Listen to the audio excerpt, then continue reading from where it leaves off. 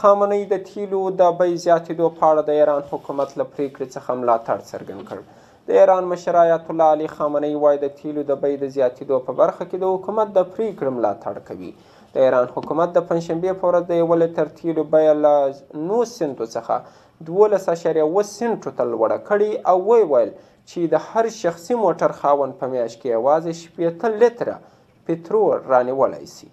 آیت الله خامنه د دې مظاهرو پر وړاندې په خپل لومړني غبرګون کې وویل چې د حکومت د پرېکړې ملاتړ کوي. هغه له امنیتي چارواکو هم وغوښتل چې د امنیت د ټینګښت په برخه کې خپلې دندې عملي کړي.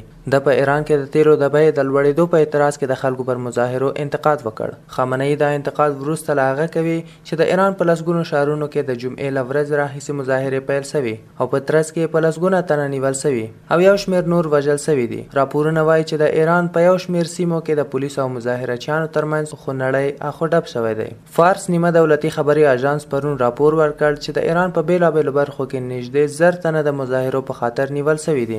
خامنه د تېلو د بیو پر لوړېدو په اعتراض کې پر مظاهرو پر خپل لومړني غبرګون کې وویل سره له دې چې په دې برخه کې ډېر خبر نه دی خو د حکومت د مشران د پرېکړې ملاتړ کوي او باید دا پرېکړه عملي سي. په همدې حال کې په متحده عربي اماراتو کې د امریکا سفیر جان ریکول ته پرون په دوبۍ کې له اسوسییټډ پریس خبري اژانس سره په مرکه کې د ایران د مظاهرو په اړه وویل چې د رژیم د بدلون غوښتونکي نه دي. موږ د ایران خلک پرېږدی چې په خپل راتلونکي په اړه په خپله پرېکړه وکړو خو د دوی راتلونکی دا دی چې د نړیوال ټولنې یوه برخه واوسي. د په وینا د ایران ډیری خلک ناهیلي دي. له دې مخکې د امریکا د بهرنیو چارو وزیر مایک پامپیو د ایران د حکومت ضد معترضان ته ویلي وو چې امریکا به له دوی سره په څنګ کې وي. د ایران مشر آیت الله خامنه د سیرجان په سیمه کې د جمعې په ورځ د یوه معترض وژنه تایید کړې ده خو پرون ناوخته د ایران یوه جګپوړي چارواکي اسدالله عباسي د تهران په شهریار سیمه کې د یوه تن وژل کېدل تایید کړي. ویل کېږي چې په کرمانشاه کې هم یو پولیس وژل سوی خو غیر رسمي راپورونه وایي چې په اصفهان، بهبهان، کرمانشاه، کرج او شیراز کې لسګونه تنه وژل سوي دي.